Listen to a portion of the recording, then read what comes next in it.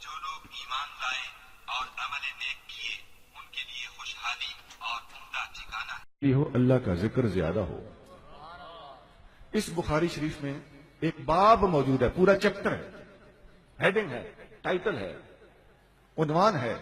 امام بخاری نے باب باندھا ہے، باب ما یکرہ ان یکون الغالب علی الانسان الشعر حتی یصدہ عن العلم والذکر والقرآن. یہ ناجائز ہے کہ کسی آدمی پر شاعری اتنی غالب ہو کہ شاعری کم ہو، شاعری زیادہ ہو اور علم، قرآن اور ذکر تھوڑا ہو. ایسی شاعری ممنوع ہے. یہ پورے باب کا نام. اچھا، اس میں ایک حدیث سنا دیتا ہوں. اس باب کے اندر بخاری مسلم میں ایک حدیث ہے. آقا کریم صلی اللہ علیہ وسلم نے فرمایا، لئن یمتلی جوف احدکم قیحا خیر لہ من ان یمتلی شعرا.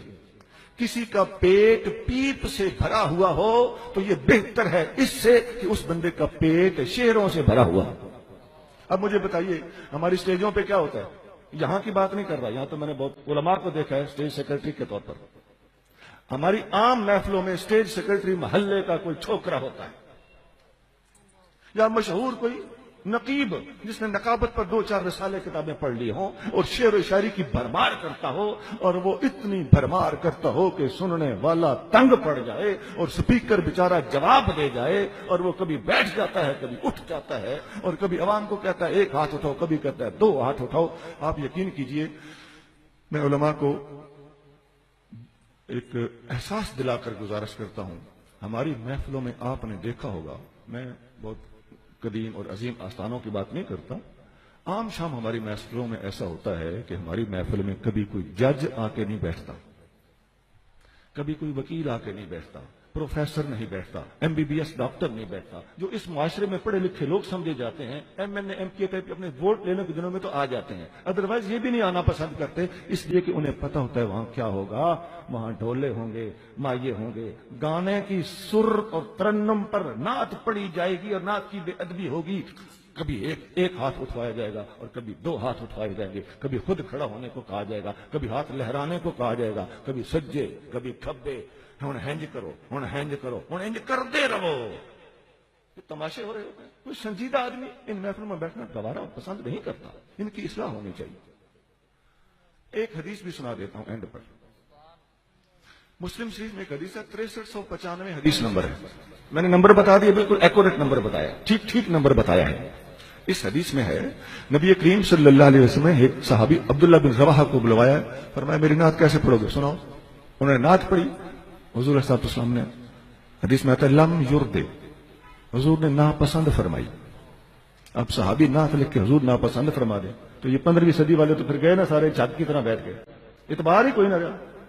پھر رکاب بن مالک کو بلایا، پھر آخر میں حضرت حسان بن ثابت کو بلوایا.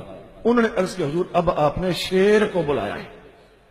حضور نے فرمایا، لا تعجل، آپ بھی جلدی نہ کرو، فاتح ابا بکر، آپ ابو بکر کے پاس جاؤ، میری لات لکھنا آسان نہیں ہے. کئی فتح جو ہم انا منہم، تم کافروں کے خلاف لکھو گے، وہ خونی طور پر تو میرے رشتہ دار ہیں نا، ایمانی طور پر نہ صحیح. تم انہیں گالی دو گے، وہ گالی مجھے جائے گی.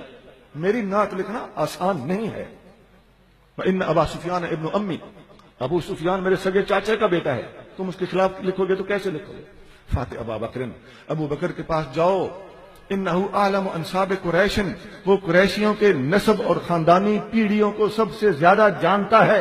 حتی یلخص لک نسبی، وہ جب تک میرا خاندان تجھے سمجھائے نہیں اس وقت تک تم نے نعت نہیں لکھی. آج ہم یہی کہتے ہیں کہ نعت لکھنے والوں، کسی صدیق اکبر کے غلام کو اپنی نعتیں چیک کرانے کے بعد انہیں لانچ کرو. نعت لکھنا ایسے ہے جیسے پل صراط سے گزرنا ہو، تلوار کی دھار سے گزرنا ہو. بڑھا دیا تو شرک ہے، دکھا دیا تو بے ادبی. ہر بندہ نعت لکھ رہا ہے. فلمی دھمالیں مسجدوں میں پڑھی جا رہی ہیں. فلمی دھمال اس کا نام ہے.